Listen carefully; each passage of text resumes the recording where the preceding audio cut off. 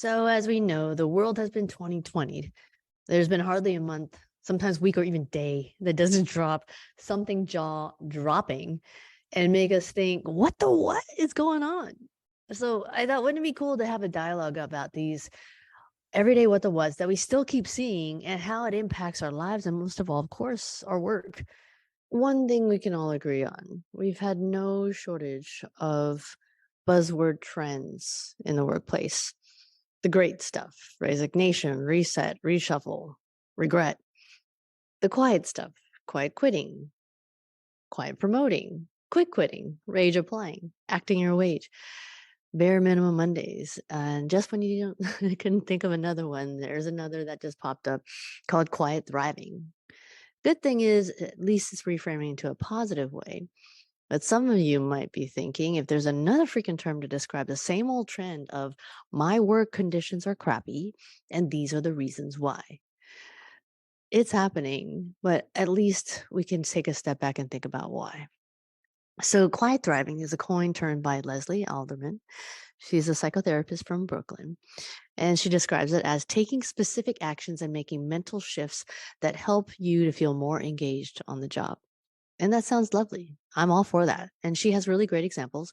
Advocate for a cause like shorter meetings, find one or two things, something that you love or like about your job, craft your job in a different way so that when you explain it to your manager or boss why, they understand why it'll help them as well. All these things are great, but I think we need to be more real. Some of us might not be ready to thrive yet. Some of us just haven't had time to sit and actually process what the what happened to our lives physically, psychologically, physiologically. Our nervous systems are still frazzled. And some are pretending things are just a-okay, like that meme of the dog drinking coffee as his world burns down, saying this is fine. This is not even talking about the hospital frontliners, the school frontliners, the retail frontliners that are still struggling just for a moment just to take a breath.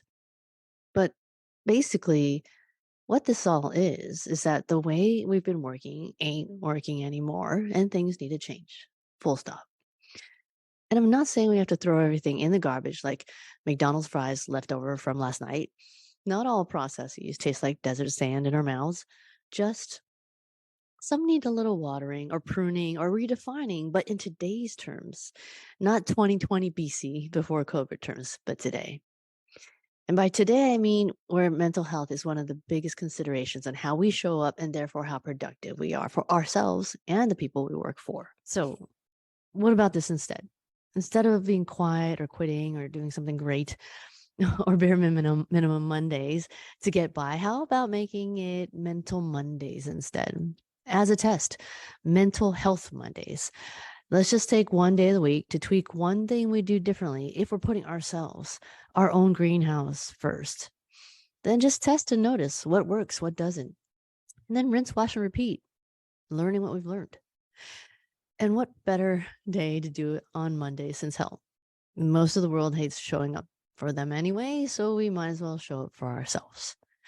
Then at least we can start seeing what's beyond the trends and what's real and meaningful change, what that can be all about. So what's your what the what these days? Please share and let's chat.